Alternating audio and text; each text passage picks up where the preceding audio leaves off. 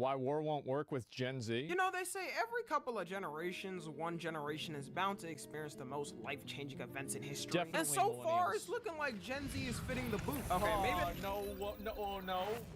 You don't remember September 11th. I do. We had September 11th. We had Y2K.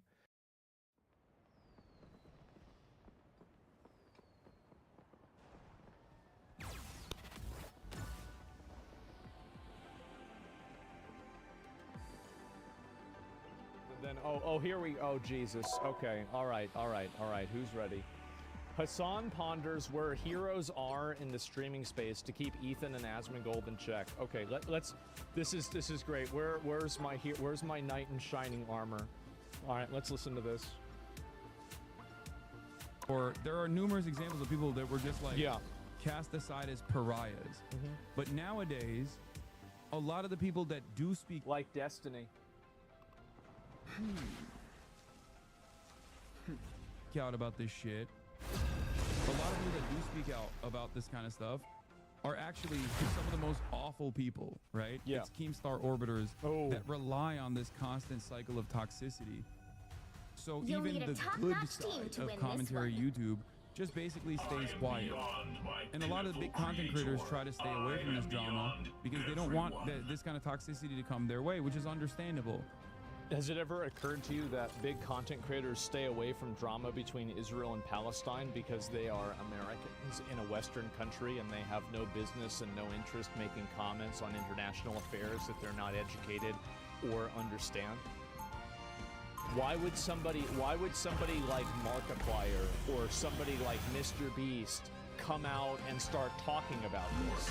They don't understand this. Like, this is this weird thing that I think a lot of people that are, you know, celebrities or pseudo-celebrities or people that, you know, have like a degree of worship around them, this is a weird thing that they do where they expect people in these positions to have informed, educated, and accurate opinions about all of these world events. And I feel like it's a very toxic mindset to have. The fact is that you are not elevated in any sort of a way like this, and this goes with me too, right? It's not like I have any more of a better understanding or anything like that on one of these topics than some other random person in chat does. And just because someone's popular because they make Minecraft videos doesn't mean that they have some obligation to speak out against, you know, like some internet political drama. This is, and especially between when it's so personal between two people. And also, like, I'm sure even Hassan can agree with this, is that there are a lot of gray areas in this conflict with, let's say, Ethan, right? Like, for example, Ethan having CPS called on him.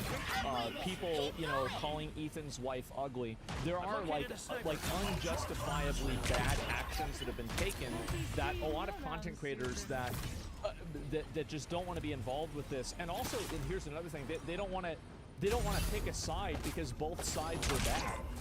That's the reason why.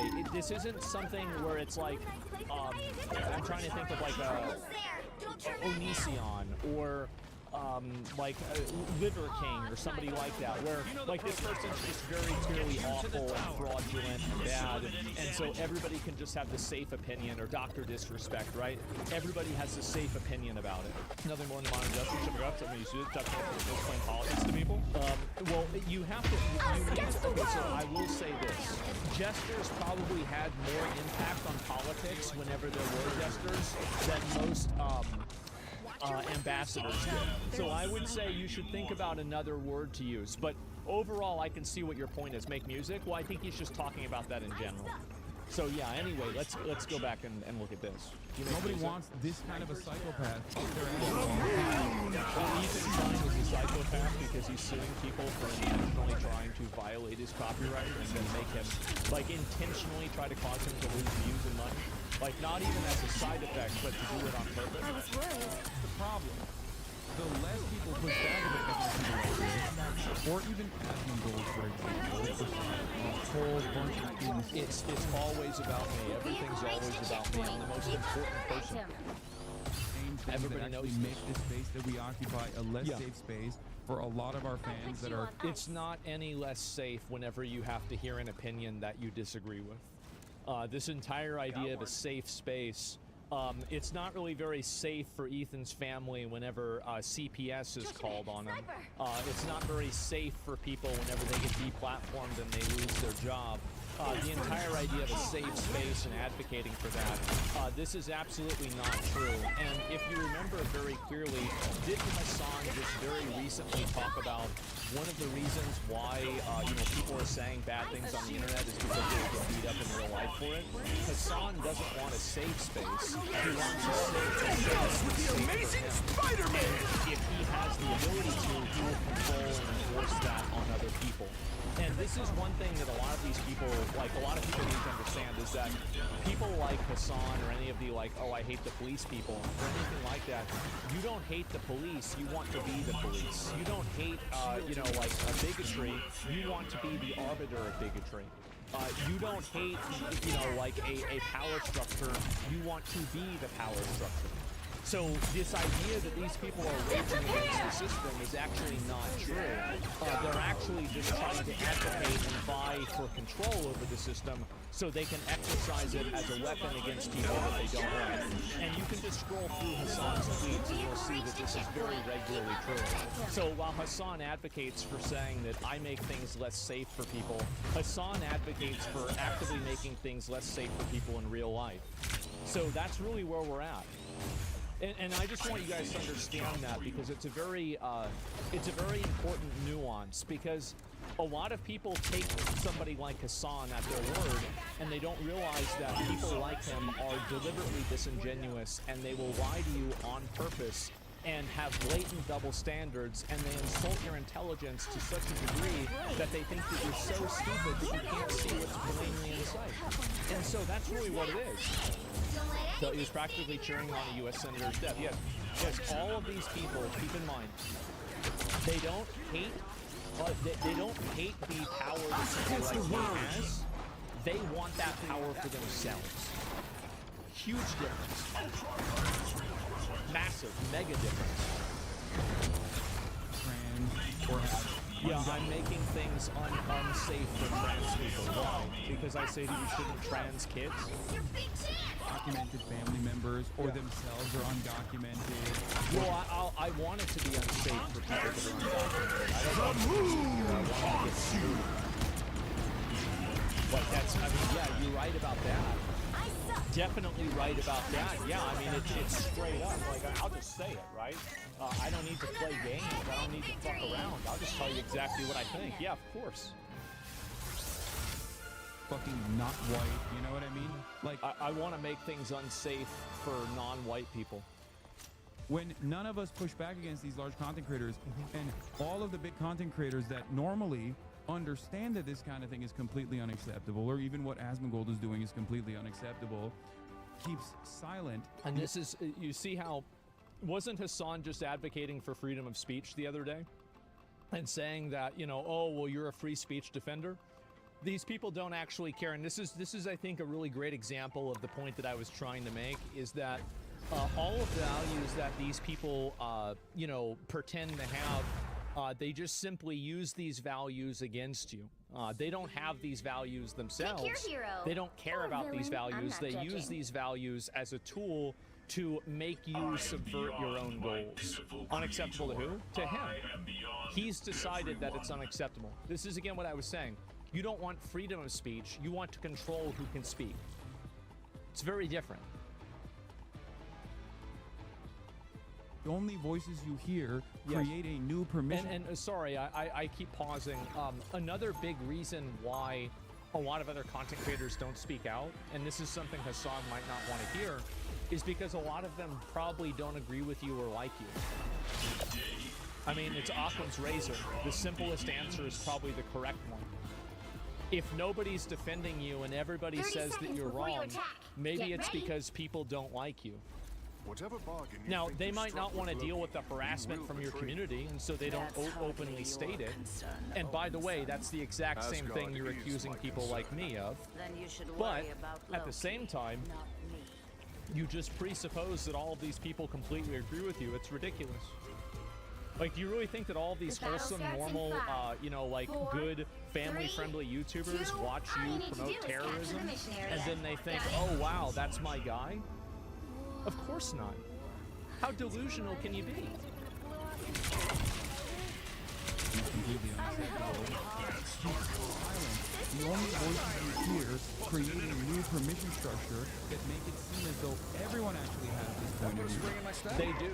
That's why a lot of these issues, like for example, deporting illegal aliens and things like that, these are majority popular opinions. And I think on the internet, it's probably even more the case. We just had an election to prove that this is actually the majority. What's a permission structure?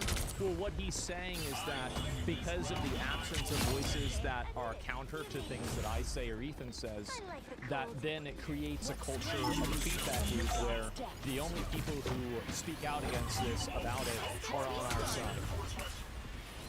And by the way, these people had no problem using these types of pressure politics in COVID era. They had no problem doing it. Again, they don't care about the permission structure. They don't care about this as a fundamental problem. They care about their lack of control over it. Everyone actually agrees with Ethan because the only people that I hear from are people who agree with Ethan. And also, one of the other reasons is that anybody who speaks out against this is immediately going to get attacked on the internet because the people that are the people that Ethan is going against are completely indefensible. They're disgusting freaks, and everybody can see that. And because of that, nobody is going to go out and defend them because they're not worth defending. Right? Or the only people that I hear from are people who agree with Admin. Yes. Everyone who speaks out against Admin is the recipient of an endless torrent of hate. That's right. And I'm going to keep doing it too. Just like you do. Just like you do. Hassan tweets about me all the time. He has opinions. He's bringing up my stream all the time, reacting to my videos, saying negative things about me. Of course I'm going to do that. Of course I'm going to respond. Like, Hassan actively tries to get his community to brigade. Like, for example, like with the iDubbbz video. Like, he actively tries to weaponize his community to create a false amount of people that are, like basically a false majority. And I think that what's happened is that kind of, like, control is falling away. It's going away. I try to explain to people that this, like content creators, that this kind of silence in this circumstance unironically creates a less safe environment for everyone, including themselves, because these guys will eventually move on and will go after someone else. That's right. After we go after the people, after, you know, we get people that are banned, we get people banned for, you know, promoting terrorism or, you know, using racial slurs on stream. And then also wanting other people to get banned for using different racial slurs on stream. You know, then the next thing we're going to do is we're going to go get Veritasium banned because we hate science. Yeah, that's definitely it. The battle starts in Eventually, it'll be someone that you love, right? Sure. Or even if it's like Admin and Ethan, I track it off in different ways. But Admin is just right-wing reactionary, and is just doing reactionary right-wing propaganda.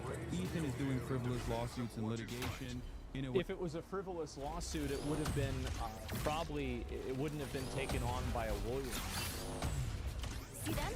Like, if it's a frivolous lawsuit, then why do multiple lawyers that have commented on this topic, why have they said that it's not frivolous? Who decides that it's frivolous? Hassan or multiple people with law degrees? I wonder. That actually is like very complex space in a different way, right? We all know different reactionary tendencies as well, but like overall, they're making a more toxic environment. So, when content creators are afraid... I want to make it more toxic for people that are, in my opinion, bad actors. I view myself as doing a public service by doing that. It is my gift to the world. Somebody needs to do it. And it might as well be me. Thanks so much. By the eye of Agamotto! They don't realize that they end up creating a permission threshold for this kind of attitude to persist. Yeah. And that's it.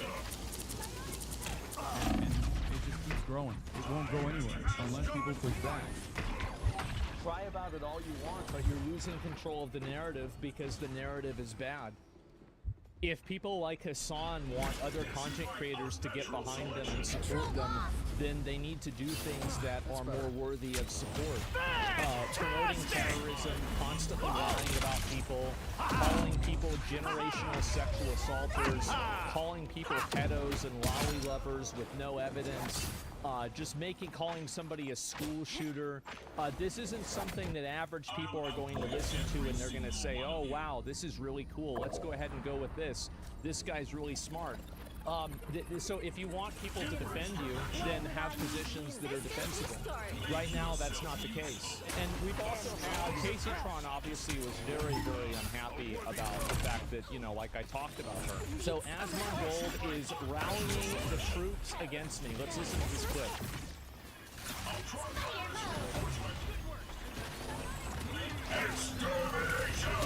I'm not kidding. She literally reposted a clip with no audio. I guess she was high. I don't know what to say. So she actually just posted a video. Here's the mic tweet about it. Yeah.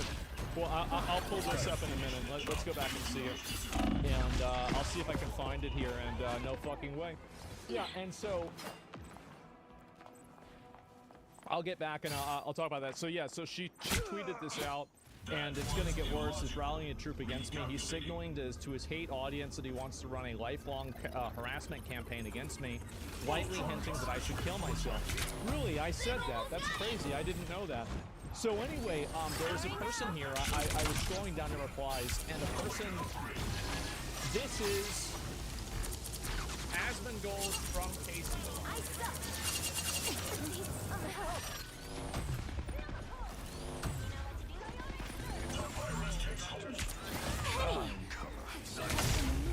So anyway, well, I think that's it. I mean, I silenced her. I guess I did. And so you have her making all these tweets. How many lawsuits does she want? No, the video's not even halfway over. And also Asmon. Yes, clearly, right? This is just Asmon Gold. This is not Asmon or some other, you know, like secondary illusion to like who I am or something like that. She really likes me. I can see that. And so anyway, I don't know if we really want to watch this entire video, but I just want to go through. It's so long, it's actually boring.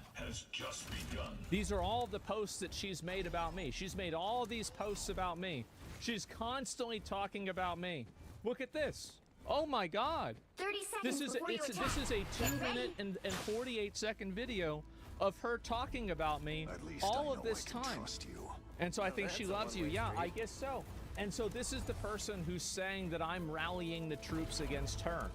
These are the amount of times that she's used my full, you know, game name, not Asmon or anything else. And so you see this happening, and obviously now, and this is what happens, is that these people really care about freedom of speech, and they care about accountability, and they care about all this stuff until it actually happens to them. I've seen a lot of and now, somehow, it's different. And you also have Mike from PA. This is the person who said that Ethan isn't going to stop doing what he's doing until he's bloody in the mouth. He's the one that made the call to, you know, if somebody wants $100,000 and you're in Florida, I've got a job for you, referring to putting a hit out on hurting or killing Destiny. And now he's making this comment. This tweet will be waiting for some of the serious people by the incel and stalking community before they do something about it. I don't care who you are, that's not okay. So here's the thing. This is a person who, as a regular, has made negative comments about me constantly. I want to let you know that no matter what happens, I'm not going to stop doing it. I'm not going to stop responding to things that you post and state on public platforms, on my public platform. If you don't want criticism, then get out of the fucking internet. That's it. And so I'm not going to stop. I'm not going to be nicer about it. I don't care what people are messaging you. I don't give a shit about that. What somebody does that isn't me isn't my responsibility.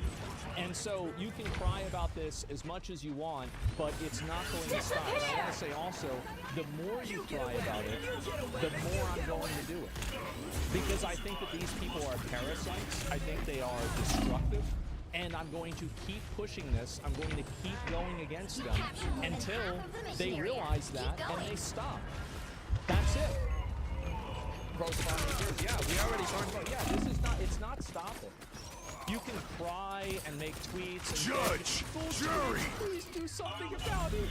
He's being mean. Oh no. Oh no, he's criticizing somebody for doing something bad. Oh wow, he says he doesn't feel bad for somebody who said that he killed his mom. Oh no. Get the fuck out of here. And this is the same guy, keep in mind.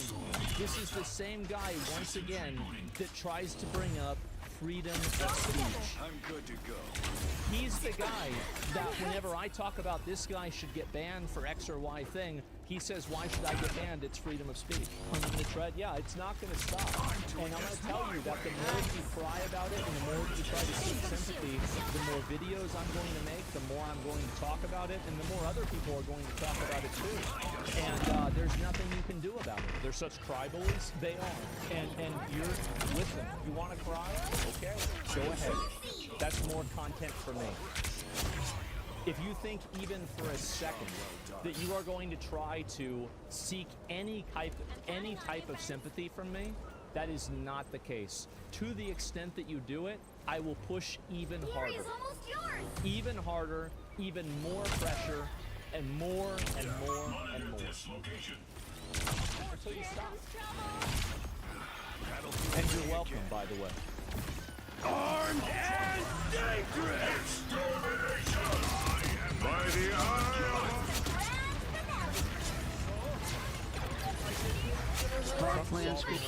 I don't know really. Wait, what? Destruction comes to an end. What? The entire region begins a new chapter of hope and opportunity, harmony, prosperity, and Wait, he's ending another war? it's been a long time waiting. I said, how long has the war been going? And a friend of mine who's very much involved. Wait, so this one's live? At least 6 million people were killed during that period of time. It's incredible. And somebody said that was actually the This is biggest live war right now. since World War II. So it's a shame, but we're going to bring it to an end. I want to express my gratitude and congratulations to the representatives of the Democratic Republic of the Congo and the Republic of Rwanda, who signed this pivotal agreement a short time ago. They just signed right in front. And let me also thank Secretary of State Wasn't Marco there like a Rubio, who's genocide worked going very on hard over on there this too, subject, right? and we've worked on it together, for his outstanding leadership as well as senior advisor I'm for tired of African, winning. Seriously, this is and crazy. Africa Affairs, Mossad Boulos, who's, as you know, spends a lot of his time in Africa. He's very Rwandan comfortable genocide, there. yeah. I said, were you at all uncomfortable with all of the turmoil and all of the killing? And he said, no, I wasn't uncomfortable. Pick your And that's hero what you need. or villain. You need I'm somebody not that's going judging. to be able to get. So, Mossad, I want to thank you very much for the job. You're an amazing guy, actually. Every day I we also get want to closer thank to African 2028. Union, Qatar, Togo, for working closely with the United States. And I know Qatar was really working hard. And Those are our African boys now. Union, we just spoke about that. Yeah. And, I look forward to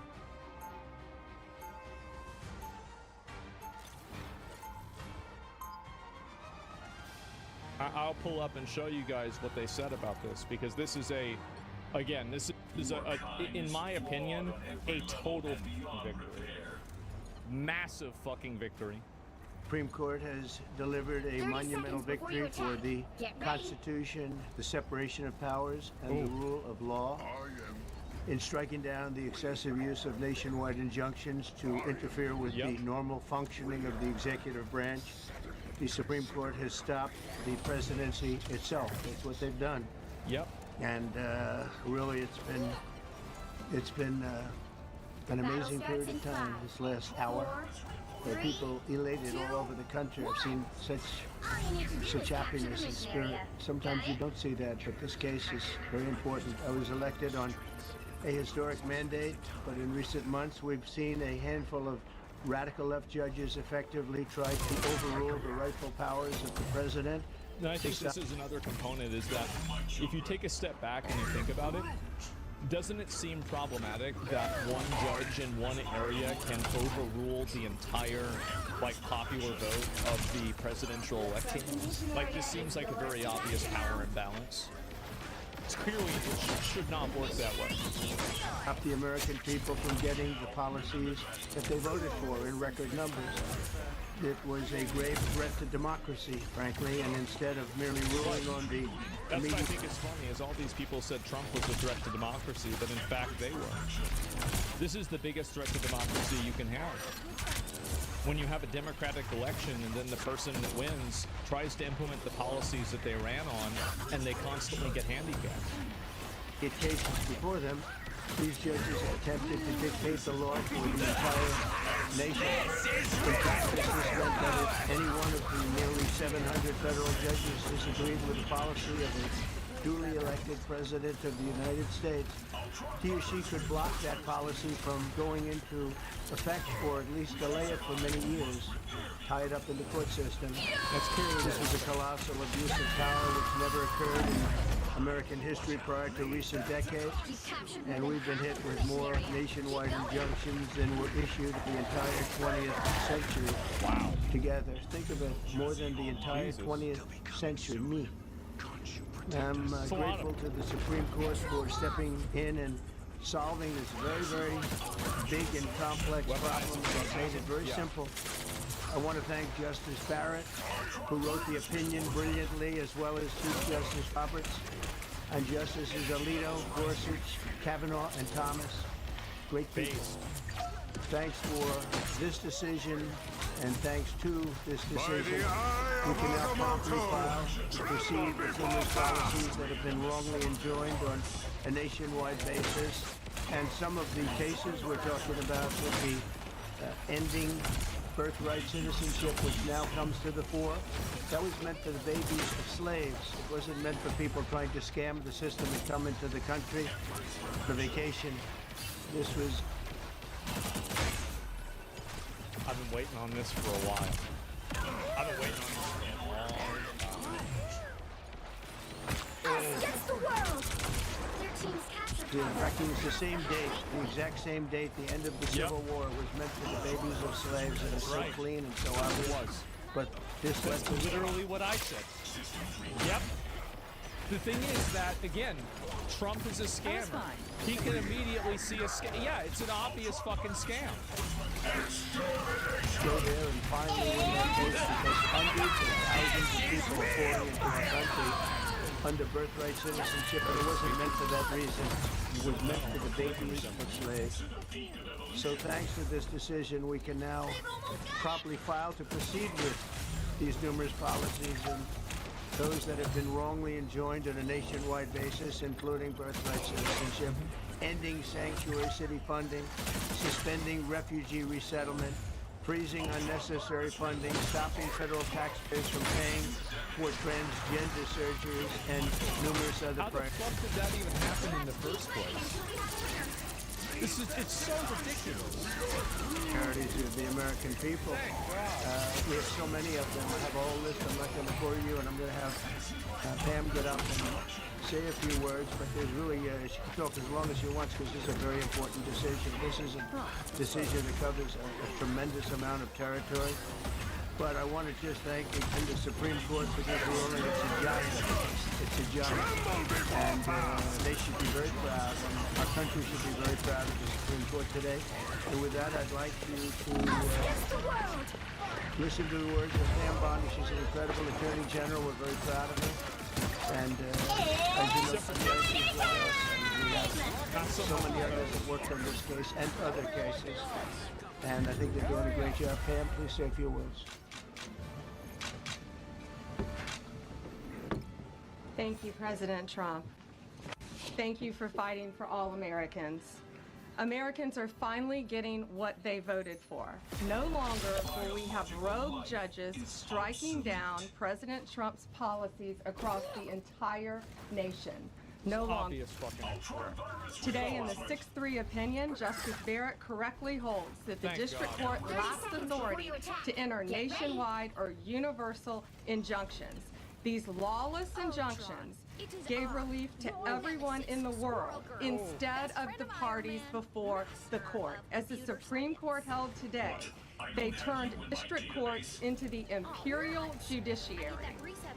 Active liberal justices, judges have used these injunctions to block virtually all of President Trump's policies. To put this in perspective, there are 94 federal judicial districts.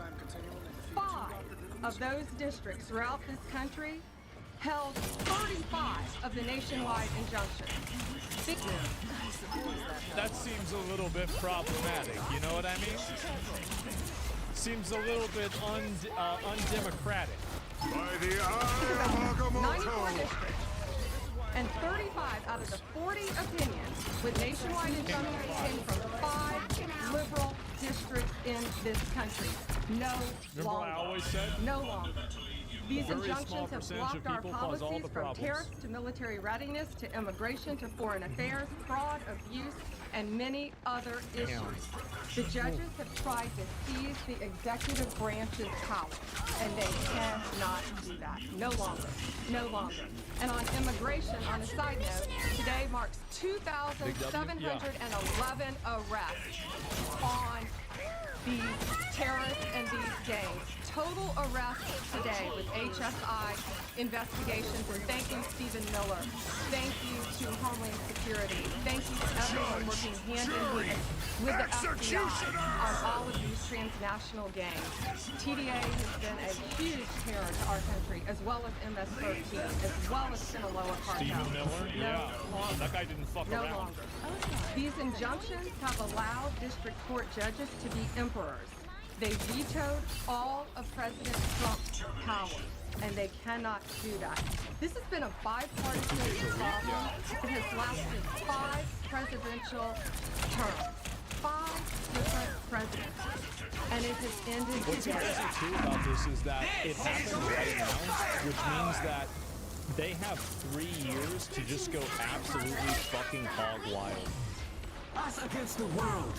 3 years of them just being able to post whatever fuck they want. We will continue to fight for President Trump's policies. I want to thank the Office of White House Counsel Dave Warrington. You and your staff have been incredible. Our Solicitor General's office, John Sauer, Sarah Harris, and Todd Blanche and Emil Bovey. Todd's going to say a few words because we've had another major ruling today on transgender books and some other great deals that we've had. But no Transgender books? What the fuck is wrong? Like, we have homeless veterans and people are thinking about transgender. Who the fuck is doing this? No longer will they have Oh this my power God. in our country. It is the president's authority under his How does this executive happen? branch to do everything to fight for the American people, and he will continue to do that. That's why he was overwhelmingly elected. Thank you. Thank you. Today's a great day for the rule of law. It's a great day for the Justice Department, and it's one that's been a long time coming, and one that every American should have been waiting for with bated breath. And so I echo what the President said and Attorney General Bondi, that the Supreme Court did a great thing today, not only for this administration, it's for No, the transgender ideology stuff is not a mountain out of the molehill. It's basically a molehill that people are just fixated on. I know that it's a very small issue, but I would view it in the same way as I view flat Earth. The reality is that if I knew somebody believed in flat Earth, that would completely disqualify them in my mind from being a decision maker for anything else, because their decision-making faculties have been compromised. And I think transgender is another good example of that, especially whenever it comes to minors and it comes to sports. What it really is it's a benchmark of this person is this delusional that they think this thing that is so far removed from reality that it provides a frame of reference that this person cannot be allowed to operate and be expected to operate as a rational actor. It's illogical. It's completely illogical. That's the reason why the transgender issue matters so much. It's like people who believe the Earth is 6,000 years old, or people that believe it's flat, or people that believe that there's like lizards living in the center of the Earth and they're the ones controlling everybody here. Like, these ideals are just so batshit crazy stupid that they provide a frame of reference that disqualifies that type of a person from having the opinion on anything else. For every American in this country. If not for the injunctions case, we would be here talking about another great decision that came down today. It's an indication of broken case, logic. which yes. Restores parents' rights to decide their child's education. Seems like a basic idea, but it took the Supreme Court to set the record straight, and we thank them for that. And now that ruling allows parents to opt out of dangerous trans ideology and make the decisions for their children that they believe is correct. And so we think they should not be teaching transgenderism in anything other than maybe the last year of high school. Children should not be getting exposed to transgender ideology. The reason why is because it creates a false dichotomy. If gender is truly a spectrum, then why is every person who doesn't immediately completely identify with their gender that they were born with, why is it that the only solution to that is being trans? Like, we used to have tomboys, we have femboys. There's a lot of people on the spectrum of gender. Being trans is very different than being a masculine female or being a feminine male. It's a totally different thing. Should I be deported? Maybe. Maybe. What is it here? Why is it an issue? You think every person born in America had illegal parents many times to be deported? No, I don't think they should apply it retroactively. I get that you're getting your feelings hurt about this. It's both society, don't just side with us. But yeah, no, I mean, if your parents came over here illegally, they should have deported. They should have deported your parents and you shouldn't have gotten citizenship. Like, obviously, like, it already happened, so it's hard to, like revoking citizenship is something I feel like would be very problematic. Especially, it's like, how are we going to do that? But, like, it should have never happened in the first place. And I'm not going to, like, retroactively go back 50 years and punish you because of something grandparents did. No. I mean, kids don't have a choice where they're born. Yeah, but that doesn't matter. I mean, why would that matter? So the kids don't have a choice, so that means we just have to take every kid, every person that has a kid here? That's stupid. How is that in the best interest of Americans? It's not. It's an emotional argument. It's not worth taking seriously. For that. There's been multiple decisions over the past several weeks that just show why this nationwide injunction ban had to happen. For example, what I mean by that is local district court judges issuing decisions that are clearly contrary to law just because they don't like the policy of President Trump. And when it gets to the Supreme Court has to correct it. But that takes time. The Attorney General thanks our lawyers, and I'll do it again. Our lawyers are working 24 hours a day, 7 days a week to fight these injunctions into emergency appeals, emergency stays, going back to the district court judge, asking them to change their view. And so their hard work is really paying off today, but over the... Someone saying compassion is bad? It is whenever it allows you to justify putting people that you are responsible at risk or doing something that works against their best interests. I think that compassion for bad actors is actually cruelty. And so when you're talking about like compassion for everybody around the world, you can't really apply that. You can't do that. There's a limit. Yeah, there's no, like, again, it's an emotional argument. It's not worth taking seriously. Weaponized empathy is bad. Yeah, don't let people weaponize your empathy against you to make you subvert your own goals. This is what people love to do. They love to try to emotionally manipulate you into doing something that's against your best interests. Don't let anybody do that. the past few weeks. We had a stay of an order that prevented DHS from moving aliens to a third country. We had a stay of an order that stopped the Department of Defense from implementing military readiness, the EO that President Trump signed. We had another stay of an order forcing reinstatement of fired executive branch employees entirely within the president in Article 2, his right to do. We had a stay of, as you all know, of numerous DOJ cases. And again, every one of those stays requires a tremendous amount of work and effort by the lawyers and parties involved, and they should be doing other work. They should be doing the work that the president and this administration demands and has a right to demand, and not fighting these local judges who don't make decisions based on the law. They make decisions because they just simply don't agree with the administration's decision about a policy, and that's wrong. I think that's a very good point. Is like the entire premise that the judicial branch is completely unbiased is completely untrue. If that was true, then you wouldn't have people that are arguing about which president gets to appoint which judge to the Supreme Court. It obviously is something that matters. Thank you. And by the way, these people also love to complain about activist judges whenever Kyle Rittenhouse was declared innocent. Do you remember that? They were really mad that that judge was biased. So, I mean, there's precedent for this with everybody. Any questions? Oh, here we go. Yes, for Pam, please. Go ahead. Sure. Thank you, Madam Attorney General. So, as you know, the Supreme Court did not rule on the underlying constitutionality of the president's birthright citizenship order. So, what is the plan now? Are you going to try to implement the EO just in states where there isn't a legal challenge? Yes, so birthright citizenship will be decided in October in the next session by the Supreme Court, unless it comes down in the next few minutes. I guess it could come down. I think they're still deliberating right now on some cases. As you heard, we just got transgender books, which is a huge win.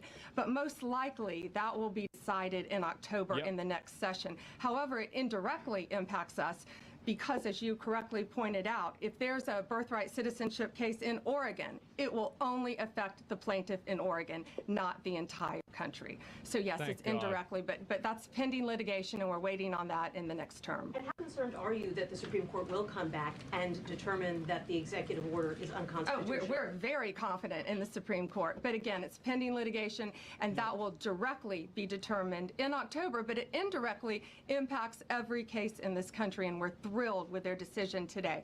Peter. Madam Attorney General, thank you for being here to take our questions. A couple questions to the both of you. The EO had a 30-day grace period before it goes into effect. Is there any thought about trying to make it effective immediately within that period of time? We're going to follow the law. There's no reason to do that. If they've got the border closed already, the people can't even come in and take advantage of the 30-day grace period, so it's not even a problem. And the people that do, it'll be like 12 people that do it. It won't even matter. We're going to make those decisions, and we're going to do what's right in the bounds of the law. Yeah, I'm just being honest. And the DOJ didn't ask the justices to rule on the merits of the birthright citizenship ban. Just for explanation purposes, why? Sure, because that's going to come down in October in the separate. This was huge because it's indirectly impacted today. As I said, it's case by case. Let me reiterate, of the 35 of the 40 nationwide injunctions filed against this president, against his executive authority as President of the United States, 35 of them came from Maryland, D.C., Massachusetts, California, Washington. I mean, that's crazy. I could easily expect that. So out of all 40 of them, 35 came from 5 out of 94. What a total fucking power imbalance. That's crazy. These 5 districts. So yes, it indirectly impacts us. It will be a separate decision in October. Next question. Thank you, Mr. President.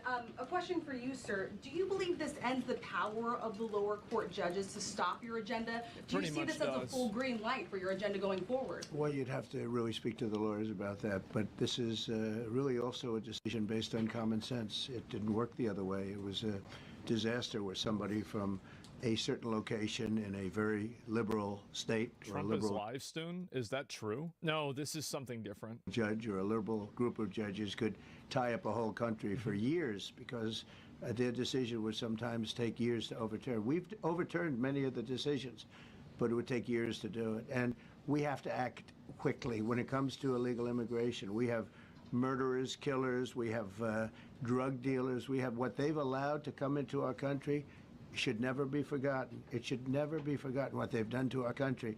And we have to be able to act very quickly, and we're going to do that. Thank you. Just as Tony Barrett, sir, I know that you praised her and her opinion here in this case. She has taken some heat, though, from some of your supporters who have labeled her weak, a squishy, a rattled law professor. What is your take on that? I don't know about that. I just have great respect for her. I always have. I love how like she just basically puts out a bunch of these like insults that like she got from Twitter, and she's like says to the president, "Well, do you agree that she sucks?" And her decision was brilliantly written today, from all accounts. Yeah. Transgender rulings, Mr. President. What would you say to Americans who fear that this is more and more concentration of power in the White House and the executive? Well, people voted for that in the White House. Logically, your argument makes perfect sense. Maybe try putting yourself in the shoes of someone in that specific scenario. Like an illegal immigrant child with citizenship may be difficult. Well, if they already have citizenship, I don't want to take it away. I just don't want it to happen anymore. I don't want to retroactively remove citizenship. I feel like that would be... like, where do you draw the line? Do you draw the line at under 18? Because I feel like 17 is basically the same thing as 18 in terms of, like, somebody being an adult. Like, you could have a job at that point, right? Like, I don't want to go and retroactively get rid of this, but I think you just need to stop, like, turn off the water hose, right? I mean, you're not going to get rid of all the water, but you can at least fucking stop the spread of it. Yeah, you can't do it retroactively. Of course, I understand why people would be worried, but yeah, there's no way they're going to do it retroactively anyway. It's impossible. Like, logistically, it's impossible. Constitution. This is what it's all about, and this is really the opposite of that. I mean, the question is fine, but it's the opposite. The Constitution has been brought back. Oh yeah, remind me about that. I saw Thank you so much, President Trump. Illegal crossings in the border are zero now. Zero. Yeah, see, that's the reason why it doesn't matter if it takes 30 days. Because there's not going to be a bunch of people coming in having this be a problem in the first place. Hear that? Yeah. Trump 2028! Do you intend, President Trump? Who's that guy? I like him. I like him. He's working the cameras. With this new reality. Oh my fucking God. Even the camera guy is doing that? Wow. President Trump in the border. Do you intend to engage personally with leaders from South America, not only Central America, in order to tackle this situation in a different way? And if you have a perspective of meeting some presidents from South America, as Brazil, for example. Well, you see, as an example, not South America, but NATO over the weekend. They have great respect for our country now. They did things that nobody thought was possible. They took funding from 2% to 5%. Nobody thought they'd ever pay the 2%, and now they're paying the 5%. Wow. It's over $1 trillion more a year. Think of that, $1 trillion. Nobody thought that could happen. That's a different group of people, different countries. Yeah, but we get along with a lot of countries. We are respected again. Our country, the U.S., is respected again. Was not respected 6 months ago. Yeah, go ahead, please. Yeah, Mr. President, you have a deadline coming up on trade in 2 weeks. Which countries, if any, on trade, on tariffs, sir, which countries, if any, are close to agreements with the administration? Well, that's an interesting question. We've made a deal with China. We've made a deal with... You made a trade deal with China. Oh, boy. Probably 4 or 5 different countries. With the UK, it was a great deal for both. Right. And we're in the process of making some others. But ultimately, in fact, Scott is here. And Howard Lutnick, these two guys have been doing an incredible job, and the people that work with them have been doing an incredible job. But, you know, we have 200 countries, you could say 200 countries plus. We can't do that. So at a certain point over the next week and a half or so, or maybe before, we're going to send out a letter. We talked to many of the countries, and we're just going to tell them what they have to pay to do business in the United States. And it's going to go very quickly. But some of the bigger countries, so India, I think we're going to reach a deal where we have the right to go in and trade. Right now it's restricted. You can't walk in there, you can't even think about it. We're looking to get a full trade barrier dropping, which is unthinkable. And I'm not sure that that's going to happen, but as of this moment, we've agreed to that, go into Indian trade. We're going to be trading in China. That's going to come a little bit down the road, but we're going to be trading in China. We have a lot of great things going, and we're getting along with countries, but some will be disappointing. Isn't it crazy? Like, I feel like, I don't know, it seems like the tariffs kind of worked. Because they're going to have to pay tariffs. And we've taken in already hundreds of billions of dollars in tariffs. No inflation. The only problem we have is we have a Fed guy that doesn't understand what's happening, and it would be great if he'd lower the rate because we'd be able to borrow a lot cheaper. Who would have thought? Yeah, go ahead, please. Why don't we keep it on this subject? This is such a big subject. You know what? Trade is so big, but this, I don't know, in a certain way, this might be bigger than trade. I think this is bigger than trade. Yes, please, go ahead. I was wondering, though, if you could... Go ahead. Sir, on transgender ruling, the Supreme Court ruling that parents with religious objections can pull their kids out of public school lessons that use LGBTQ. I disagree with that. I don't think that it should be for a religious reason. I think that a parent... okay, so I disagree with this in two ways. Number one, I disagree with this because it should not even be taught in the first place. Number two, I disagree with this because I don't think that religion gives you a unique ability to not listen to something. I think any parent should be able to say that my kid shouldn't learn this. You shouldn't, like, religion is not a magic get out of jail free card. If this doesn't align with your ideology, then your kid shouldn't have to learn it. You shouldn't need a religion to say no.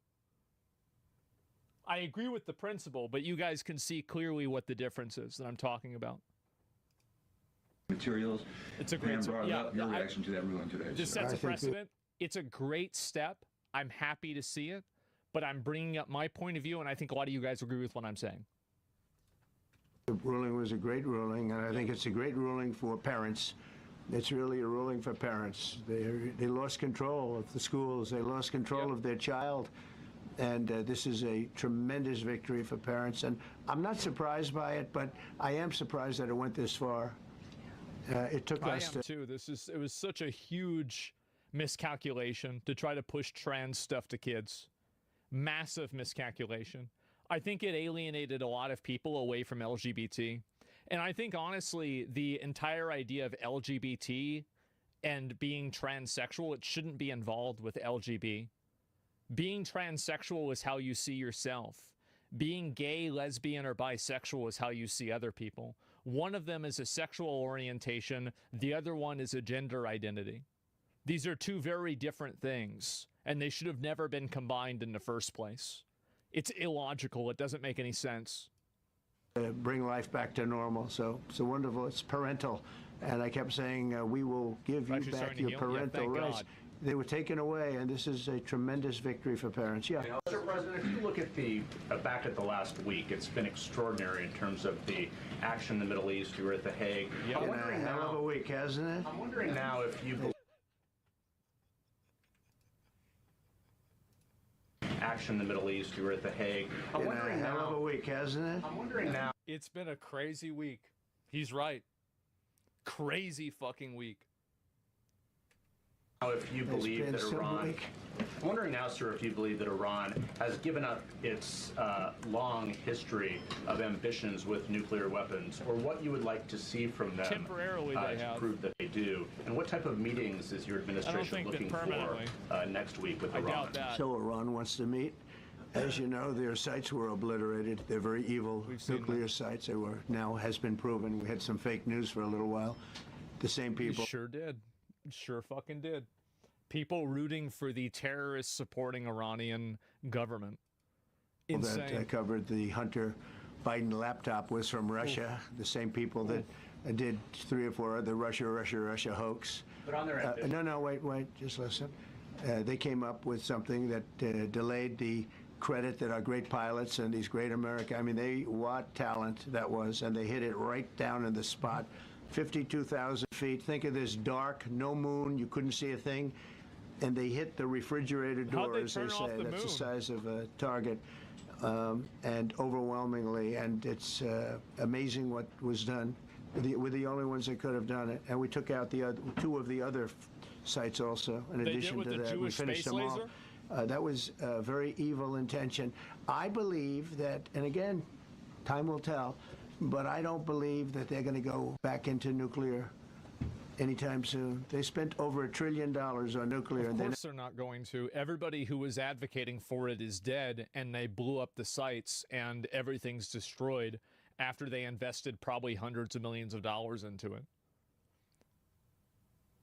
And it's like, if Trump bombed them once, he's obviously going to do it again. So why would they do it? Now, they might do it if we get a Democrat president or a president that doesn't have the same type of, it's not as definitive as Trump. Then, yeah, you might see them try to rebuild after that. But they're probably not going to be rebuilding anytime soon. I wouldn't expect that at all. Never got it together. And nothing was moved from the site, by the way. To do that is very dangerous. It's very, very heavy material. But Donald, didn't you see the satellite photos that were on Twitter? Wait a minute. Well, what about all the trucks? Donald, didn't you see this thing that was on the satellite photo that's publicly being circulated? Like, doesn't this disprove the Mossad and the CIA's intelligence briefings? Cars were most likely the cars of Masons because they were pouring concrete at the top, at the hatch, as you know, the hatch going into the nuclear site. They wanted to reinforce it, and they had some Masons there pouring concrete. By the way, that concrete was obliterated. It hit exactly at the concrete. It was, I don't think it had a chance to dry, but everything's down there. It's under millions of tons of rock. Please. Yes. Your administration has said that El Salvador is one of the safest countries in the hemisphere. It is. So why haven't you yet canceled temporary protective status for that country? Was it part of the deal? Well, we'll take a look. We've had a great relationship with El Salvador. They have a fantastic leader. They're great. They built a massive prison system. Isn't it crazy how much all the problems go away whenever you just put all the people that cause problems in jail? That's crazy, right? It just worked that well. Wow. And I don't know exactly why, but it's a hell of a system. And we bring people. There is a huge problem in education. I feel sorry for your lack of criticism. Very few good news in the future. Yeah, we do have a problem with education.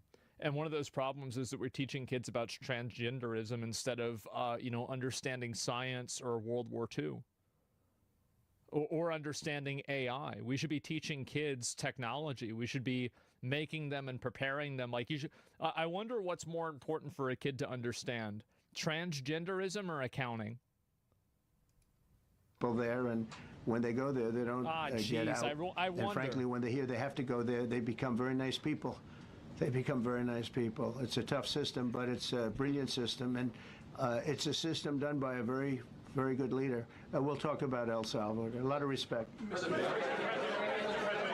Yeah, please. Thank you. A question for you, and then a question for the Attorney General.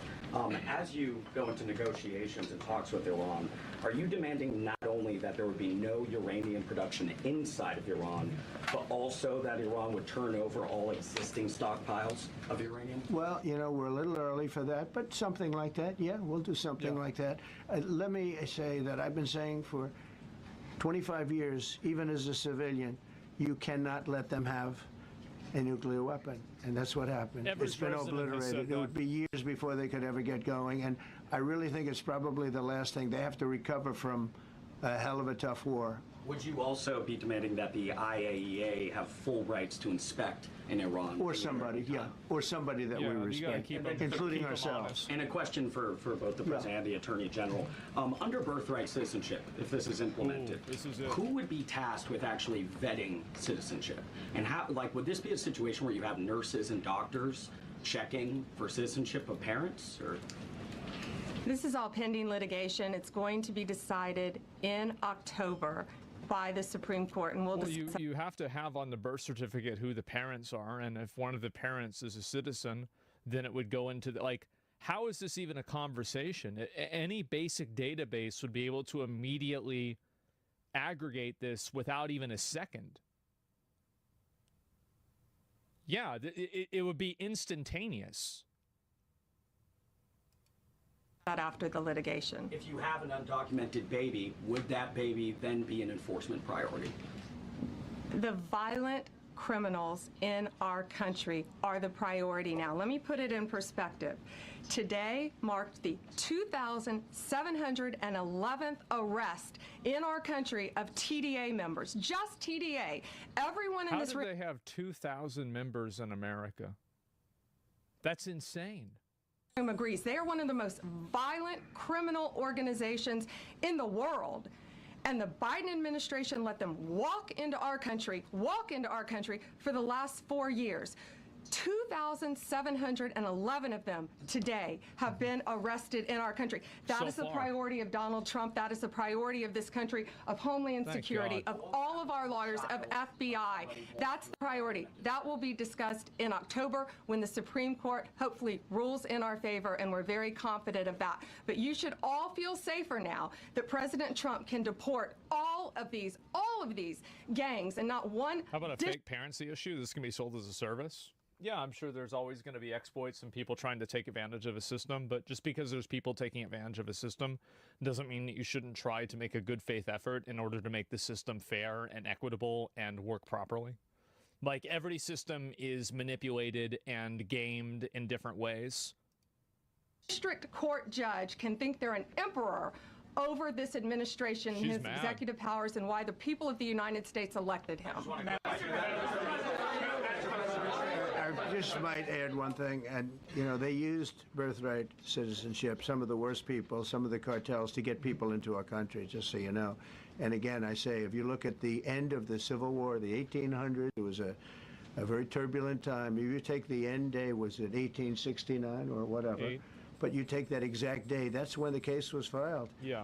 And the case ended shortly thereafter. This had to do with the babies of slaves, very, very obviously. And I think we're going to win. People I don't think they went about discussing it right. I came along and we looked and we said, wait a minute, this is wrong. We've been looking at birthright citizenship wrong for years, but they've used it. The cartels have used birthright citizenship. It's shocking that this was even a conversation ever. To get very bad people in, and what Pam's doing and what Todd and everybody else, what they're doing at DOJ and all over, FBI, ICE, Border Patrol, these are incredible people. They're trying to keep our country safe, and they don't want to have people come in. This is just another way that they get illegal immigrants into our... They need to stop responding to the questions about deportations with, quote, violent criminals are the priority. Stop avoiding the question. How hard is it to say the baby or child will be deported alongside the parent and separation will no longer be a concern? I agree with you, by the way. I completely agree with you. I think just lay it out there. Say, yeah, we don't give a fuck if we're going to deport the kid. That's what's going to happen. That's what I support. That's what I think they should do. And I think that pussyfooting around it only emboldens these people to try to use more emotional control. It's bad optics. The optics of it don't matter. And I think also the entire idea of optics is something that the people that care about optics are usually the ones that can manipulate them.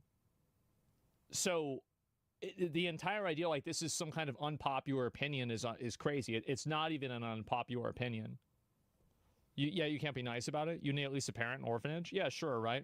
People looking at the optics are the literal loophole these motherfuckers are waiting for. The question was about priority, though. Yeah, I mean, obviously it's more of a priority to deport a gang member than a 5-year-old. But like in general, they shouldn't be here. I mean, it's that simple. I don't understand. Like it's all, again, it's all just emotional manipulation and emotional blackmail. The reality is that in any other instance where a parent commits a crime, they're separated from their child in order to be punished from that crime. So to act like this is some kind of unique evil is ridiculous. If you, kill somebody and you go to jail, the kid doesn't go to jail with you. That's it. I mean, it's the USA is trying so hard to play optics instead of caring. Yeah. Into our country, and in some cases, very, very bad ones. Go ahead. Thank you, Mr. President. On your tax bill, if I could for a moment, senators are racing to rewrite parts of it right now after the Senate parliamentarian ruled that sections of it were outside of the process that they're using to get this through. Sure. Do you think that senators should... But you're saying to deport the kids too? Yeah, if the kids came here at like 5 years old and they're like 10 or something like that, they're an illegal alien and they should be deported. No exceptions.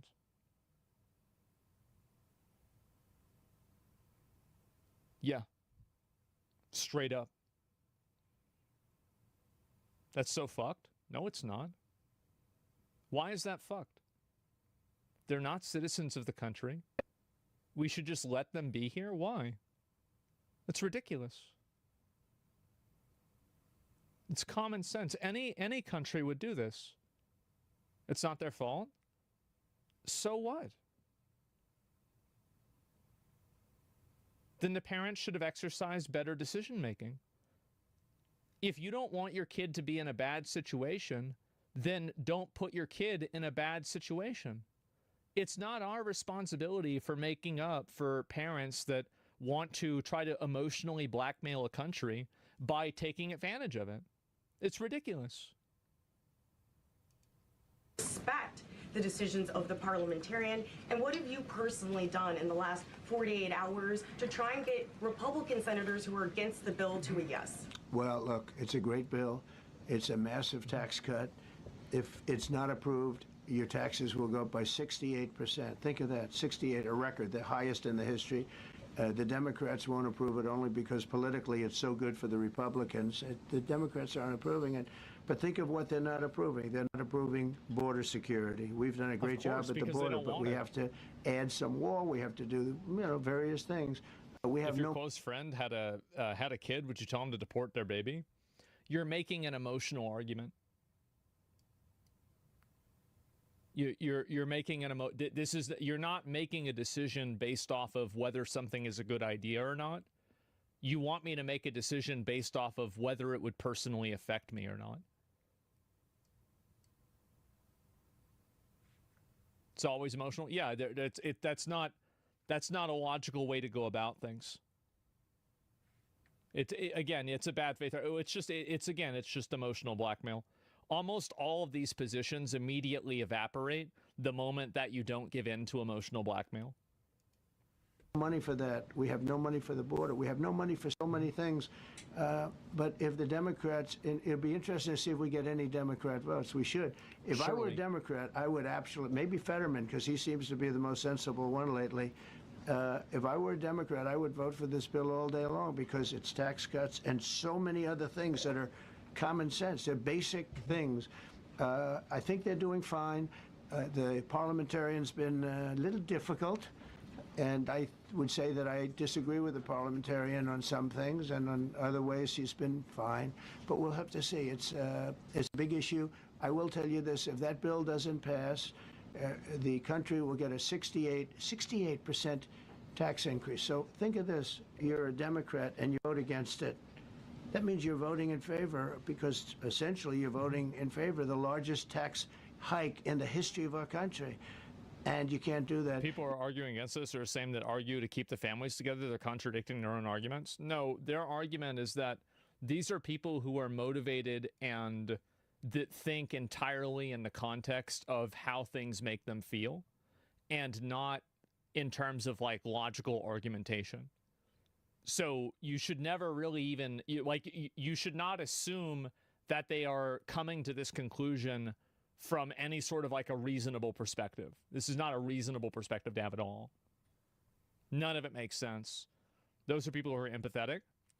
So one thing that a lot of people, and this is the big problem with empathy, is that a lot of people's empathy turns out to hurt other people. And I think this is probably one of the biggest modern problems that we have, is that the basically like people's performative empathy ends up creating problems for other people instead of the people that they're being empathetic towards. So they're basically trying to make themselves feel good by helping one group of people, but in the process of that, they're hurting another group of people instead. So I view it as like concentric circles. And so obviously it's good to have empathy for everyone, but you should prioritize people in your country first. And so whenever you make a decision based off of those concentric circles that we all know to be true, like, you know, you'd be more likely to make a decision in the best interest of your parent more than maybe a friend, you know, you would hope, right? And more in the interest of a friend than an acquaintance, and more in the interest of an acquaintance than a stranger. And so all of this exists in kind of a logic there's like a logical structure of this that everybody acknowledges to be true on a personal level, but the moment that you extrapolate this to a group level, somehow we're supposed to pretend like it doesn't exist. I don't think that's a good way of looking at things. And I know that, like, for me, a lot of people that talk about this, you know, like, they try to worry about the optics. I don't mince my words about it at all. I think that if you come here and have a kid, I think the entire family should get deported, period. That's it.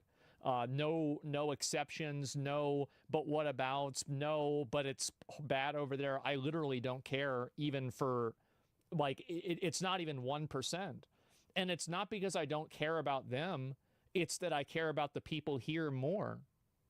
And I want to do what's in their best interest. And when I allow people to exploit my systems, to exploit my country, to take advantage of it at the expense of other people, what I'm effectively doing is I am weaponizing my empathy to make myself feel good at the expense of people who should be, you know, my countrymen.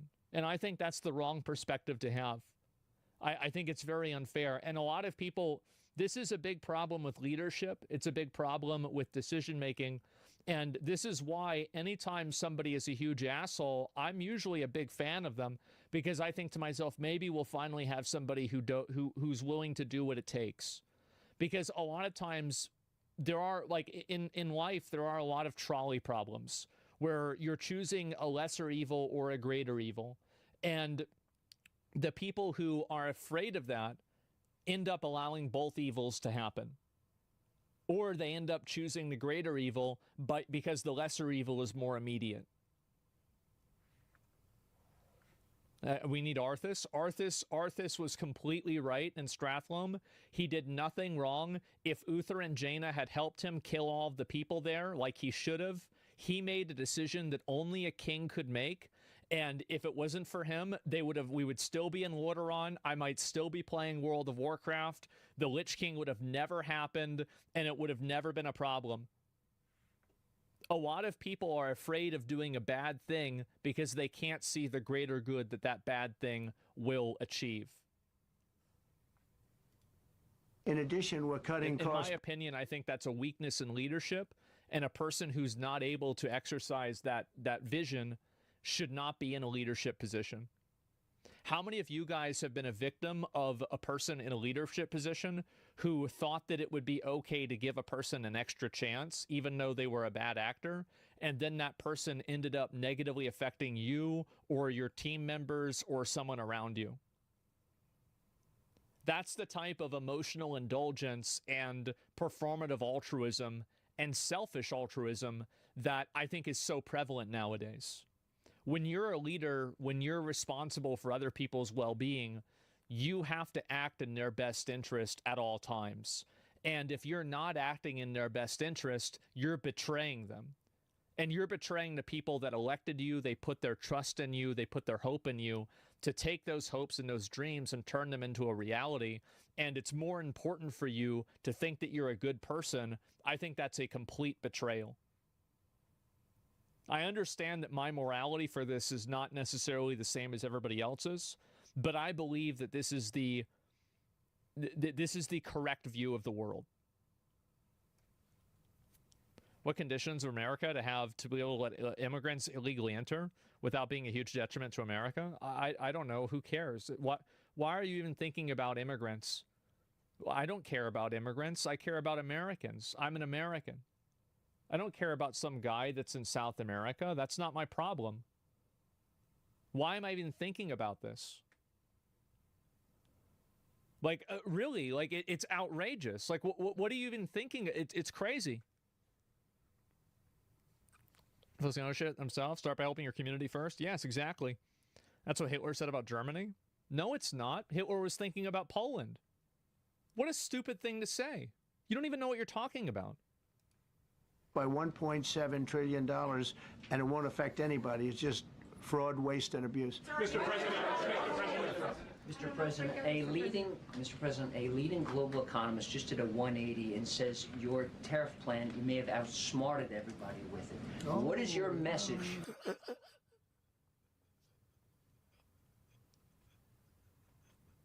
Oh my God. Bro. Mr. President, a leading global economist just did a 180 and says your tariff plan, you may have outsmarted everybody with it. What is your message? Okay. I love this. I love this question. This is the favorite. This is the best question I've ever been asked because I've been going through abuse for years on this.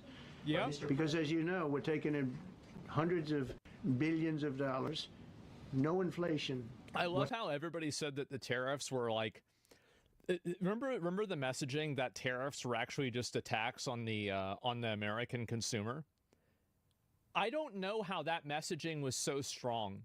Because if the tariffs were just Trump kicking Americans in the dick, then why did every country respond by kicking themselves in the dick too? Oh, you're kicking yourself in the dick. I can do it even harder than you can. Watch this. Because it is. No, it's completely illogical. Reddit economists? Yes, clearly. Whatsoever. But, Mr. President, what is your message to critics who think your tariff plan will cause a recession? I think they should go back to business school. It's so obvious. It's so obvious. I mean, we're taking in billions and billions of dollars from China and a lot of other countries. We took in, I had a call from somebody in the House and a high official. Sir, we have a problem. We don't know what to do. The books are a mess. I said, what do you mean by the books? The books, the money coming in. It's so terrible. I figured, oh boy, what's this? I don't like this question. I said, so what seems, there's so much money coming in and there must be some kind of an accounting mistake because we have. He's literally saying there's just too much money. Oh my fucking God. Bro. Hundreds of billions of dollars more money than we thought. I said, do me a favor, go check call me back. You have to call me back. Check the tariff column. He calls me back 2 hours later, says, you're right. We took in $88 billion in tariffs. Jesus. They have so much money coming in. But more important than the money coming in, we have companies coming in, factories coming in, auto plants being built. AI is being built here instead of being built That's the big long-term investment, is making sure that you centralize AI and automated development inside of America for by the time that automation fully takes over, you have control over those methods of creation. Over Europe Super and Asia. Important. We have all of it. We have over $15 trillion, just about, Scott. I think we're right about that number. We went to Saudi Arabia. We went to Qatar. We went to UAE. Very smart people, very smart leaders. He obviously went there in order to make those deals because he knew that Iran was on the precipice of causing problems. He established strategic business relationships with those other countries, which gave him the go-ahead to attack and isolate Iran, and he did. That's 100% what, like, and by the way, he, like, that Operation Midnight Hammer where they bombed the those nuclear facilities, that was wargamed by Biden.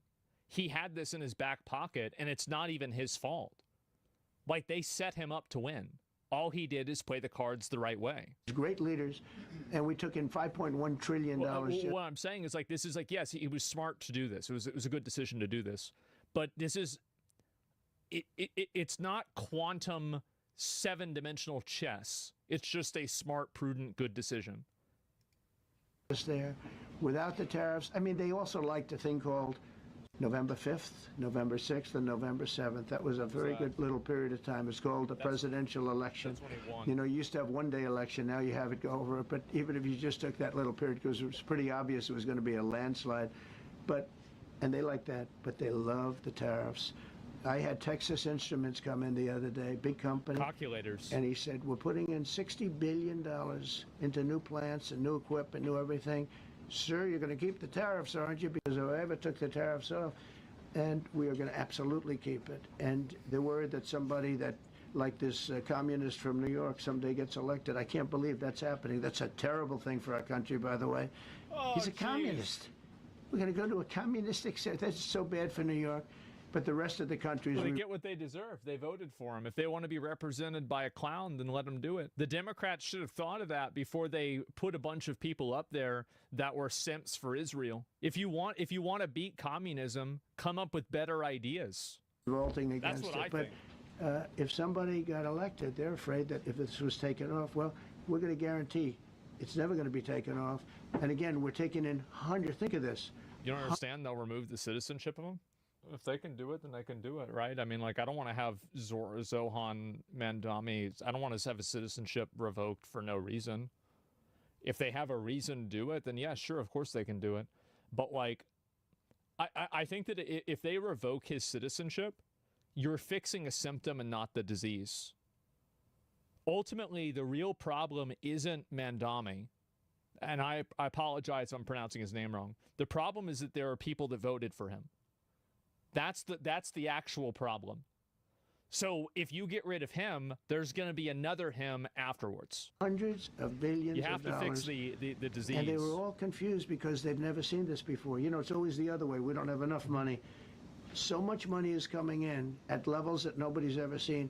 But most importantly, we have factories being built, companies moving to our country like never before. If you look at $15 trillion, and that's only in a few months. You know, I haven't been here that long. Presidents like the last one was a disaster. He's the worst president in the history of our country, by the way. What he did. Is he the worst? Is Biden the worst president? I did see, I mean, there was a video.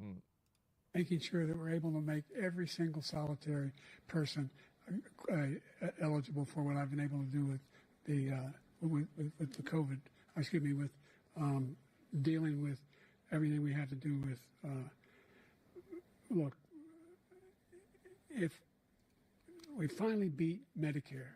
Thank you, President Biden. President Trump?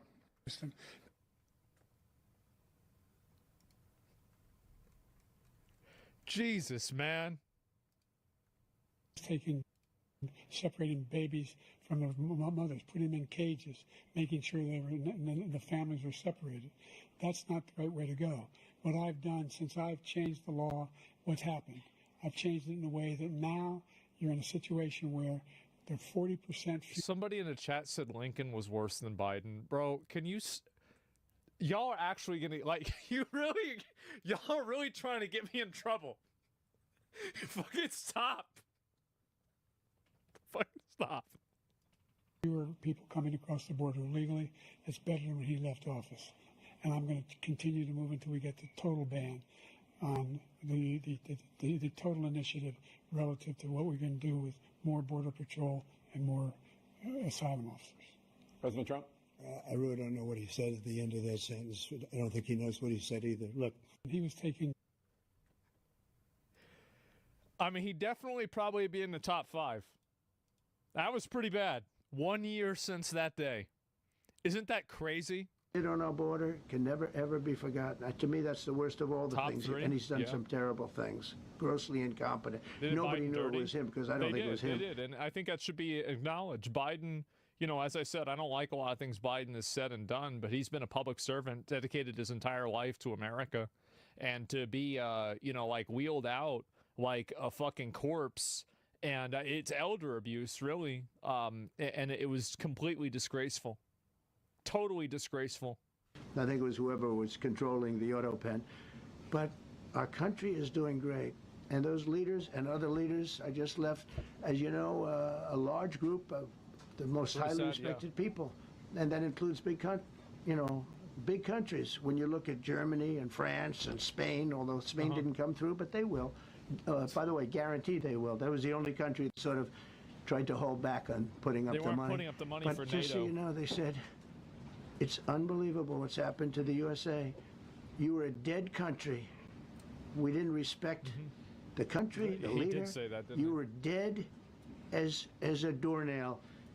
One said to me, you went from being a dead country, you are right now the hottest country anywhere in the world. The whole world is talking about the USA, and everybody wants a part of it, and they're pouring into our country, and you're going to see those numbers. Thank you for that question.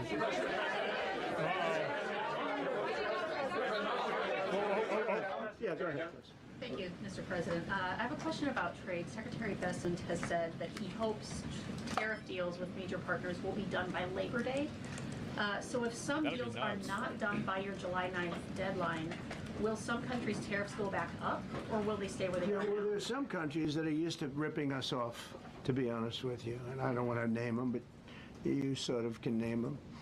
And they're so used to just, taking it billions and billions of. Look, we had a trade deficit of more than $1 trillion. Do you really hate Jews?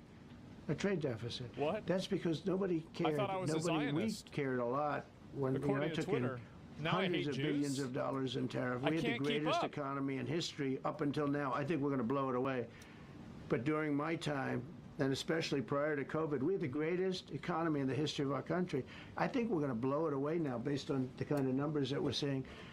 But some countries are very angry because they've been ripping us off for years. They've been making billions and billions of dollars. There was nobody to negotiate with. They could do whatever they want. They charged us tariffs, by the way, at numbers that we've never seen before. And we ended up losing much more than $1 trillion a year. $1 trillion a year on trade. And now they're being met with a force that's far greater than them, and they don't like it. So they're upset because instead of making, $5 billion, they're going to break even, or they'll make a little bit. I want to be nice. They'll make a little bit, or we'll make a little bit. It's a big difference. Yeah, please go. Go ahead. Red dress. Nazi Zionist. I'm a Nazi Zionist Jew that hates Jews. Is there any more information on the special prosecutor? Clearly. So many Americans still have questions about the 2020 election. And speaking of rogue judges, would you consider appointing somebody at DOJ maybe to investigate the judges that allowed for the political persecution of you, your family, and your supporters during the Biden administration? Wow. I love you. Who are you? Holy shit. Family and your supporters during the Biden administration? I love you. Who are you? Right. Power from Lindell TV. Well, that's just a very nice question. Wait, Lindell, it's is not that a who setup. I have no idea who you are, but I appreciate that question. Wait, is that what I think it all is? I can say is we're not here for that. I hope so. I hope they're doing a thing because that election was rigged and stolen, and we can't allow that to happen. A lot of people tell me, sir, you just won the greatest election in the history of our country. You won at numbers that won all 7 swing states, won the popular vote, won everything. Sir, go on with your life. And many people that say that, good people, friends of mine, then you have people that say that same thing, go on with your life, but you have to find out what happened because you can't let that happen again.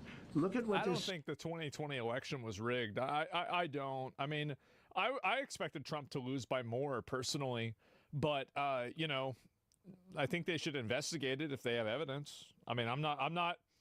And this is the difference, right, between me and other people is that when I believe something, I would want that thing to be put up to scrutiny and evidence. Like I'm not emotionally attached to this outcome. I don't think it was rigged, right? But like if they have evidence for it, then I want to see it. There is evidence, then let's see it. Let's see it, get it out there, investigate it, let's figure it out. Because I haven't seen enough to where it's proved to me. They literally looked so hard for evidence and found none versus the preponderance of evidence that they lost all of them. Yeah, I don't know. But like, that's just my opinion. But if they have evidence, they should look at it, of course. Lunatic It's just my own belief. Look at what he did. He opened our borders to people that were murderers. 11,888 to be exact, murderers. And we've captured many of those murderers. Gotta catch them all. And we're bringing them back, or some of them are so dangerous that we don't even want to bring them back. We're afraid they're going to try and come back in.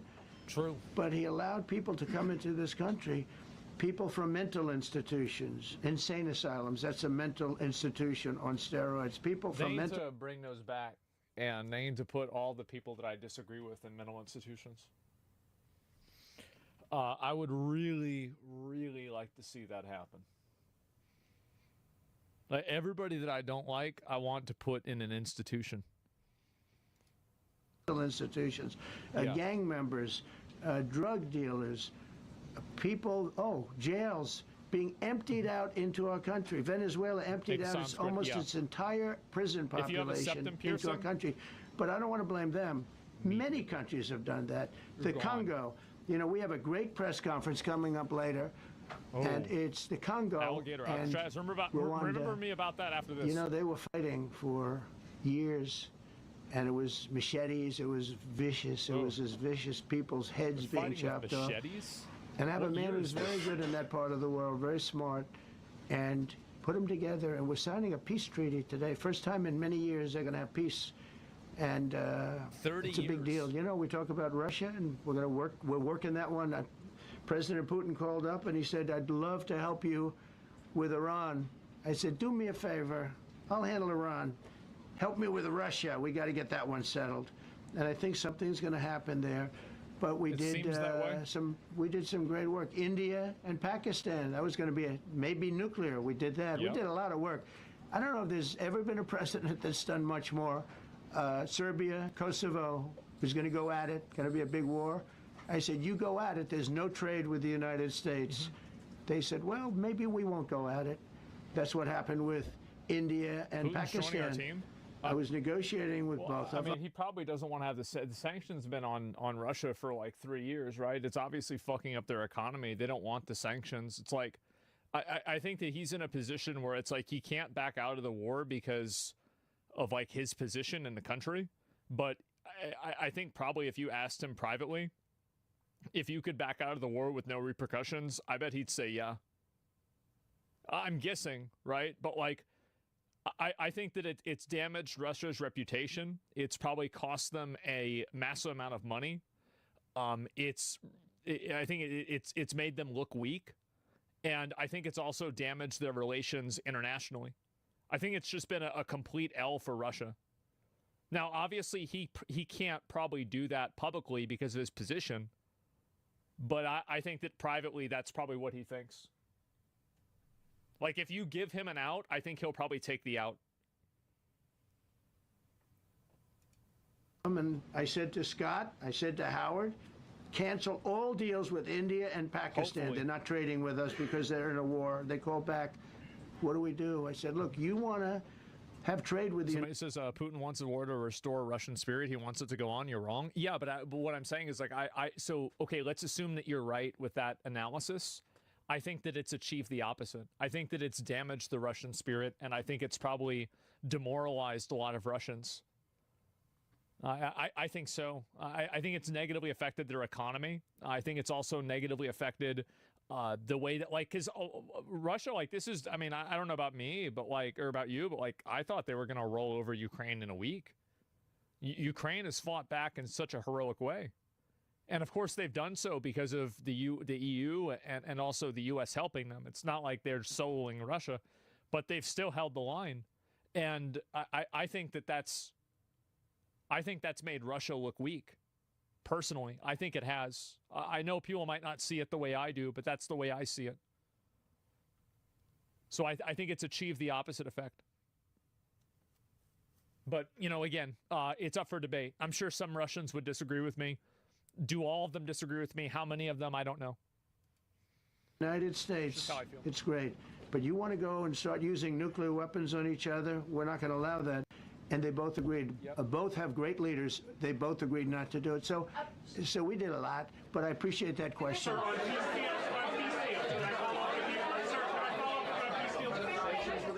Thank you so much. Yes, Thank you, please, Mr. Orange. President. Thank you, Mr. President. Miss I Orange. was just speaking with Senator Ron Johnson on the One Big Beautiful Bill, and he says he Yeah. really wants to get to yes for you and get this accomplished. He does. He's a good man. But he also said that he needs more time, and he is not certain that the July 4th deadline is Well, possible. then he's not such a good man. Because there's too much work to No, do. he's a good man. Ron How Johnson's important- doing a good job. He's very committed. Every Republican senator is committed. And, you know, you could have a couple of grandstanders, in all fairness. You could have somebody else. And it's very dangerous because our country would go from being the most successful country in the world to who knows what happens with a 68%, think of it, 68% tax increase. That was given by the Democrats because That's a they lot. like high taxes. I don't know what happened. You know, all my life, I'd grow up and I'd watch politicians talking. I'd say, oh, that's fun. And they were always saying, we will cut your taxes. We will cut your tax. I never heard it. They say, we will raise your taxes. And they elect people like this guy in New York that maybe has a chance. I find it hard to believe, but he maybe has a chance. They want to raise your taxes. So they want to see a 68% tax increase. That's more money than anybody could afford. You'd go into a depression. Yeah, if you don't want to have a Muslim communist win the election, if you're a Democrat, maybe you shouldn't have run a bunch of Israel simps. Maybe you shouldn't have done that. It's like these people look and blame everything except for themselves. Has it ever occurred to you that the reason why you're losing is actually your fault? Socialist, not communist? I'm using the words they're using. If that ever happened. So I think there's a lot of pressure to get that approved. President Trump, how important is the July 4th deadline to you? If It's important. It's It can go longer, but we'd like to get it done by that time, if possible. And look, we have a lot of very committed people, and they feel very strongly about a subjects that you're not even thinking about that are important to Republicans. The problem we have is that it's a great bill. It's a popular bill. But we get no Democrats only because they don't want to vote for Trump. If that bill was their bill, oh, they would be so happy. It's so great for our military. It's great for everything. And they would normally vote, but because their hatred of Trump, they have Trump derangement syndrome at levels never seen before. And instead of voting for a tax cut, they're voting for a tax increase of 68%. They're voting to destroy Social Security, destroy Medicare, and destroy Medicaid. It's real bad. And we're voting to make them perfect and to make them better, make them stronger and better. They're going to destroy Medicaid, and they're going to destroy Medicare, and Social Security will follow.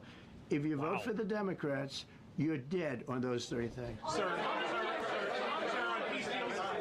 Thank you, Mr. President. On a related subject, many Democrats have said that they are not going to support crypto bills in Congress only because of you and your family's personal crypto ventures. And these votes are in some cases needed to pass. Are you open to the idea of pulling away from your personal crypto ventures just for the next few years if that helps get these crypto bills passed in the next few only reason why they're not supporting them is because Sam Bankman-Fried isn't in the Democratic Party cutting them checks anymore. It has nothing to do with any sort of a principled stance on Donald Trump owning cryptocurrency. Like, what a bunch of bullshit. Well, it's a very funny thing, crypto. So I became a fan of crypto, and to me it's an industry. I view it as an industry, and I'm president. Sure it is. And if we didn't have it, China would, or somebody else would, but most likely China. China would love to. And we've dominated that industry. It's a big industry, by the way. In fact, when the stock market went down recently, crypto and Bitcoin and all of that went down much less than anybody else as a group. And we've created a very powerful industry, and that's much more important than anything that we invest in. We invest in it, but really that was an industry. It's a stupid thing to do. Like, you're making a decision for everybody based off of like a personal bias against Trump. And I think Trump coin is a joke. I don't think I hate those meme coins. I wish Trump didn't do that. I thought it was so stupid that he did it. I totally am against it. But to like not even focus on like legislation because of that, that's just selfish. That wasn't doing particularly well. I got involved with it a couple of years ago. Trump coin to the moon? And Wait, before the second term, I got involved before I decided to run. I only decided to run because I saw what was happening, and Biden was incompetent, and the administration was crooked and incompetent. And I was in Bitcoin then, not knowing if I was going to do it a third time. So it's become amazing. I mean, it's the jobs that it produces, and I notice more and more you pay in Bitcoin. I mean, people are saying it takes a lot of pressure off the dollar. Yeah. And it's a great thing for our country. So I don't care about investing. You know, I have my cryptocurrency is very good for a number of things. And I think especially as like an international currency that's not regulated through like traditional markets, crypto is extremely useful. And I think that's really the main reason, is that like something like Bitcoin or cryptocurrency, it's great for illegal shit. It is that now they can backtrace crypto. They can backtrace it, and they can figure it out. There's a few of them that it's a lot harder to, like Monero, etc. But in general, they can figure it out if they really, really try. But it is a lot harder to do. Sure, XMR. Yeah, XMR is another one. Have kids and they invest in different things. They do believe in it. But I'm president, and what I did do there is build an industry that's very important. And you know, if we didn't have it, China would. Okay. But that's the difference in why crypto succeeds and NFTs fail, is because crypto has a viable use case that is useful to a user, whereas NFTs don't have a use case that solve a problem. Crypto solves problems. NFTs are problems. Go ahead. With the glasses, gentlemen, go ahead, please. Go ahead. Thank you, Mr. President. So, are you going to cut funds in the sanctuary states, like, for instance, California, that keep supporting? He should cut all their funds. I think he should. If they're not willing to uphold federal laws, then they shouldn't be getting federal funds. Pretty simple. Seems like a fair trade to me. And illegal immigration, and then these people work under Yeah, we're the giving them a table. hard time. And also, in a foreign policy I question. mean, they don't have a governor in California. They have a man that wants to give away everything to people that nobody's seen before. If we didn't go into Los Angeles with the military, which did a fantastic job, but if we didn't go into Los Angeles bringing in the National Guard, I would have brought the military if it was necessary, because you have to. We have the right to. That was another thing upheld by the Supreme Court. But if we didn't go in with the National Guard and be strong and tough, you wouldn't maybe have Los Angeles. It would be like the rest of California, the rest of Los Angeles. They lost 25,000 houses in a fire. They should have lost none. You know, I sent the water down. I had to break into their water Please bring up the fucking smelt fish. Please bring it up. supply because they just refuse to do it. They're crazy. There's something wrong with them. They have plenty of water. They don't have droughts or anything. They have we let it come down from the Pacific Northwest. They routed all the water out into the Pacific Ocean for environmental reasons, okay? And now you have 25,000 houses, none of which would have burned down if you had the water. They didn't have water. They didn't have water for the fire pumps. They didn't have water in the sprinkler systems that people put in. So the answer is we're going to work with governors. We're going to work with radical left Democrats and Democrats, and we're going to make it good for everybody. We'll have to stop the crime in those, or in the case of the cities, I think I can say just about all cities with heavy crime are run by Democrats. It was very close. Go ahead. 11 Yeah, with the glasses. I'm with Iran. Go ahead, yes. International. Yeah, no, the man behind you, yeah, please. President Trump, Anthony Mashak from Amphibia, Lebanon. I want to ask you regarding the threats posed by Iran's allies and proxies operating in the U.S. They were threatening your life. So what do you say about that? And regarding the Lebanon, because Hezbollah is as well part of Iran's allies, is there any time frame in Lebanon regarding disarming Hezbollah in Lebanon? Yeah, Lebanon is a great place with brilliant people. You know, it was known for the professors and doctors and had an incredible history. And hopefully we can bring it back again. I just appointed a friend of mine who's Lebanese, and I didn't know he was Lebanese. I've known him for 20 years, very, very successful man. Well, and I just appointed him. And I said, why would you want that? Yeah. He said, because I was born there, I was raised there, I love it. I love it so much. I said, you know, it's very dangerous going to Lebanon as ambassador. And he said, that's what they say, but I don't care about danger. I mean, this is a guy that is just a very big business.